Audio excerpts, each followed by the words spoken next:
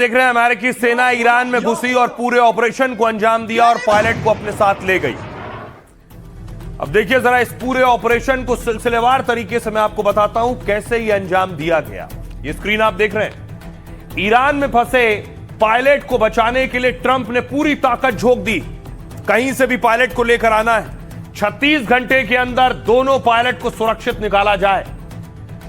2 दिन पहले ईरान ने अमेरिका का F-15 विमान गिराया। इस तरह से विमान में सवार 2 पायलट पैराशूट से उतरे। एक तो कुछ घंटे में बचा लिया गया, पर दूसरा उतरते समय घायल हो गया और ज्यादा चल नहीं सकता था, इस स्थिति में था। लेकिन ईरानी सेना से बचने के लिए वो पहाड़ी इलाके में छिपता रहा वो पायलट। ईरान ने पायलट को खोजने पर 55 लाख रुपए का इनाम घोषित किया, जहां मिले पकड़ कर लाओ। फिर घायल पायलट के पास एक पिस्तौल थी, यानी उसका बचना बहुत मुश्किल था। लेकिन जैसे ही विमान गिर रहा था, अमेरिका को उस पायलट ने सिग्नल दिया और कंट्रोल रूम में उस सिग्नल पहुंचा। अमेरिका ने ड्रोन, सैटेलाइट और खुफिया जानकारी से सटीक लोकेशन हासिल की उसकी, और फिर घायल पायलट को निकालने के लिए सबसे बड़ा रेस्क्यू मिशन अमेरिका ने शुरू किया। अपने दर्जनों फाइटर उतार दिए, सैकड़ों स्पेशल कमांडो और दर्जनों लड़ाकू विमान अंधेरे में ईरान में दाखिल हुए। जैसे ही अमेरिकी सेना और उनके जवान पहाड़ी इलाकों में पायलट को ढूंढने के लिए बढ़े, ईरान की सेना गोलीबारी और बारूदी हमला कर उन्हें रोकने में जुट गई, कुछ इस तरह से। तब कुछ विमान और कमांडो में ईरानी सेना का सीधे मुकाबला करने लगे। ऐसी स्थिति बन गई थी। उनकी कोशिश थी कि ईरानी सेना घायल पायलट तक किसी हाल में ना पहुंच सके। बाकी हेलीकॉप्टर, जेट और कमांडो घायल पायलट को निकालने में लग गए। अमेरिकी जवानों की कवर फायर के बीच पायलट का रेस्क्यू पूरा किया गया। रिपोर्ट है कि घायल पायलट को इलाज के लिए ईरान से कुवैत ले जाया गया है। कुवैत में उसका इलाज चल रहा है। और अमेरिका के लिए एक बहुत कामयाब ऑपरेशन था, वरना अमेरिका और ट्रंप के लिए बहुत फजीहत होती कि उनका एक पायलट ईरान के कब्जे में। इस पर नेतन्याहू शुक्रिया अदा कर रहे हैं और हौसला अफजाई कर रहे हैं। सुनिए क्या कह रहे हैं। Congratulations, President Trump. मेरे दोस्त डोनाल्ड, एक बार फिर आपके लीडरशिप ने अमेरिका को शानदार जीत दिलाई है। अमेरिका के निडर योद्धाओं ने जिस तरह अमेरिकी पायलट को बचाया, इससे सभी इजरायली बेहद खुश हैं। ये साबित करता है कि अगर कोई चाहे तो असंभव चुनौतियों का सामना कर अंधकार और आतंक की ताकतों पर जीत हासिल कर सकता है। इस रेस्क्यू से एक बात साफ हो गई है कि कोई भी पीछे नहीं छूटेगा। यही हमारा मूल मंत्र है। यही दोनों देशों का इतिहास है। Is left behind. फरामोश नکنید कि در सूरत ये अमेरिका का तथाकथित बचाव अभियान प्लानिंग का हिस्सा है। उनका मिशन पूरी तरह विफल रहा। एक सुनसान हवाई अड्डे पर दुर्घटनाग्रस्त विमान के पायलट को बचाने का दावा गलत है। رفتنتان شده است. बड़ी बात यह है कि अमेरिका कह रहा है कि उसका ऑपरेशन कामयाब है, लेकिन ईरान कह रहा है यह ऑपरेशन पूरी तरह से नाकामयाब रहा। अमेरिका ने देखिए कौन कौन से विमान उतार दिए थे। ये देख रहे हैं अमेरिकी C-130 विमान, यह विमान भी उतार दिया गया था।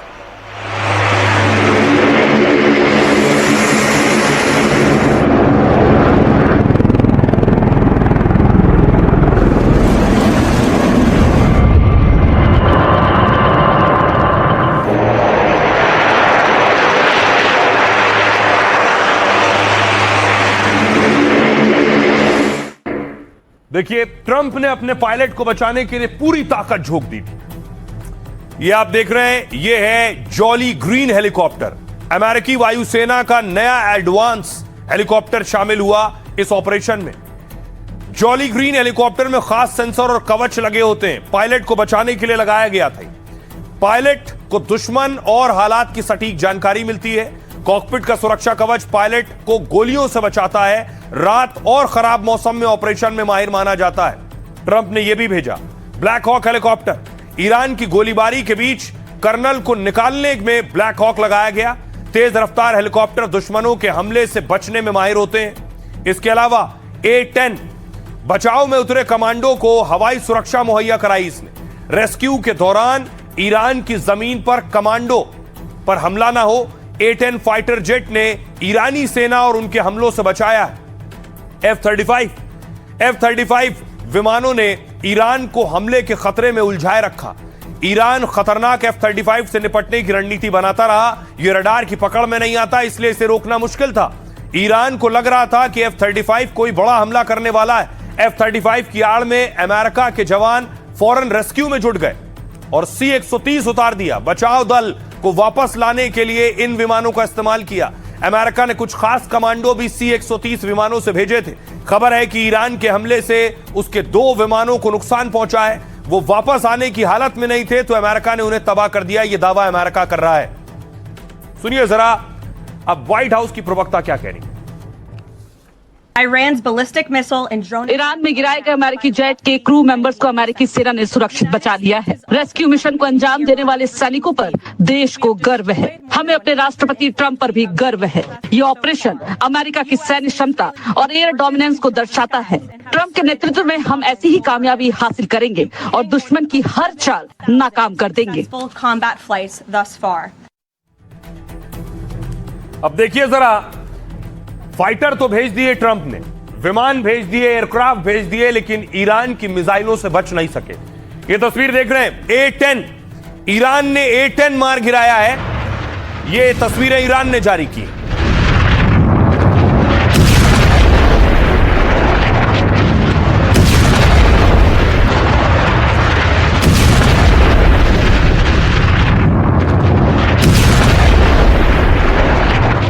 और उसके बाद आसमान में मारा गया A-10 और उसका ये मलबा आप देख रहे हैं ईरान की जमीन पर।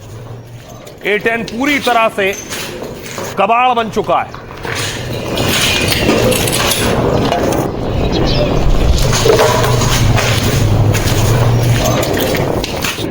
तो पायलट को बचाने के लिए अमेरिका ने हजारों करोड़ का नुकसान करवाया है। अपने फाइटर्स और अपने कई विमान तबाह करवा लिए। तस्वीर में आपको दिखाऊं, देखिए जरा, ये मलबा है, ये उन विमानों का मलबा है जो बचाने के लिए भेजे गए थे। जहां तक नजर जाएगी आपको मलबा ही मलबा नजर आएगा। C-130 विमान का मलबा है।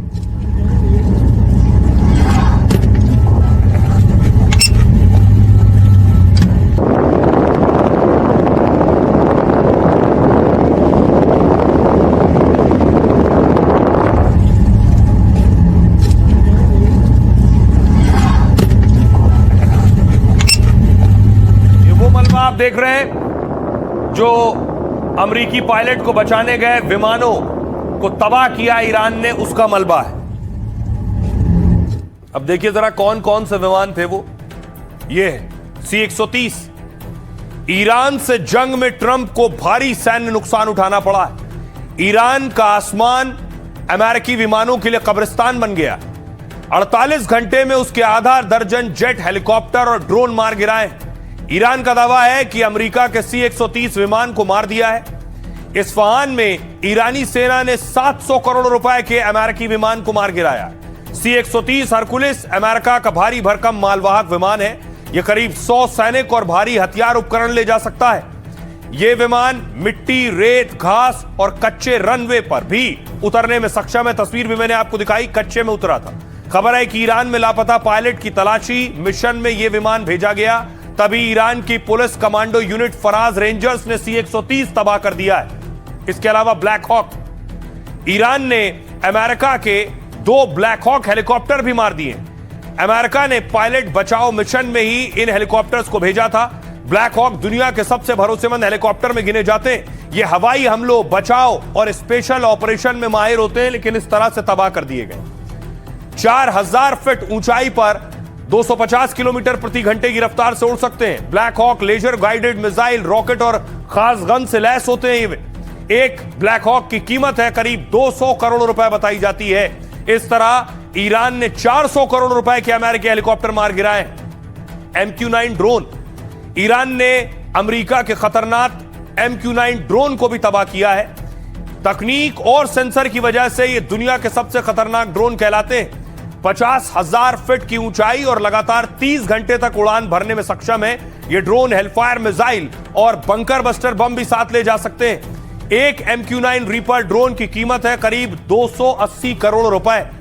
ईरान ने अब तक अमेरिका के करीब 15 MQ-9 रीपर ड्रोन गिरा दिए। मतलब ट्रंप के 4000 करोड़ से ज्यादा के ड्रोन मार गिराए ईरान ने। यह बहुत बड़ा झटका है अमेरिका के लिए। आइए अब आपको बताऊं, ईरान के पत्रकार उस जगह पर मौजूद थे जहां अमेरिकी विमान ढेर किए गए। उनकी रिपोर्ट देखिए। اینجا منطقه پرزون در جنوب استان اصفهان هستش، جایی که 2 هواپیمای ترابری نظامی رژیم تروریستی آمریکا صبح امروز در منطقه هدف قرار گرفتند و ساقط شدند توسط نیروهای जब अमेरिकी विमान अपने पायलट की खोज में तलाशी अभियान चला रहे थे तब हमने उन्हें बहुत नुकसान पहुंचाया। मैंने गोली चलाने के लिए खुद को तैयार किया। अमेरिका के लड़ाकू विमान ऊपर मंडरा रहे थे। मैंने खिड़कियों पर भी 2 गोलियां चलाई। अमेरिकी विमान और हेलीकॉप्टर को हमने बहुत नुकसान पहुंचाया। देखिए, खाड़ी में डेफिनेटली तनाव बढ़ रहा है। तनाव बढ़ ही नहीं रहा, तनाव है वहां पर इस समय। जहां तक ट्रंप ने जो बात कही कि इनके जो 1 या 2 एयरक्राफ्ट गिरे हैं आज या कल में, उसने ये कहा कि फर्क नहीं पड़ता, कुछ जंग जारी है। बिल्कुल सही बात है। इसका भाई अगर जंग है, बड़ी जंग है, और आप अमेरिका जैसे देश है, आप इतना सारे वेपन्स, इतने सारे एयरक्राफ्ट हैं, तो वॉर में अगर 1-2 एयरक्राफ्ट गिर भी गए तो कोई खास बड़ा फर्क नहीं पड़ता, basically that. But on the other hand इसका असर ऐसे पड़ता है कि दुनिया को दिखता है और ईरान के अंदर भी दिखता है कि ईरान में अभी भी क्षमता है फाइट बैक करने की।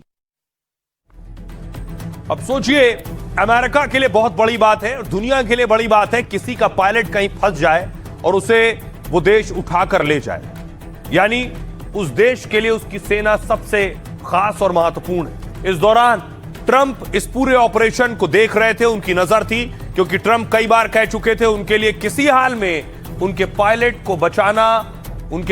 को बचाना सबसे ज्यादा खास है। इसलिए ट्रंप ने पूरी ताकत लगा दी, बाकायदा CIA को लगा दिया गया और CIA ने इस ऑपरेशन को आगे बढ़ाया है। आइए आपको बताऊं कि इस ऑपरेशन में CIA ने क्या रोल प्ले किया है।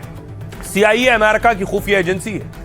अमेरिकी रेस्क्यू ऑपरेशन में जितना योगदान सेना का है और वायुसेना को बचाने में उतना ही अहम रोल CIA का भी है। CIA अमेरिका की एक केंद्रीय खुफिया एजेंसी है, साथ ही जिसकी एक चाल ने ईरान को ऐसे जाल में फंसा दिया है जिसकी वजह से अमेरिका का ऑपरेशन रेस्क्यू आसान हो गया। कैसे मुमकिन हुआ?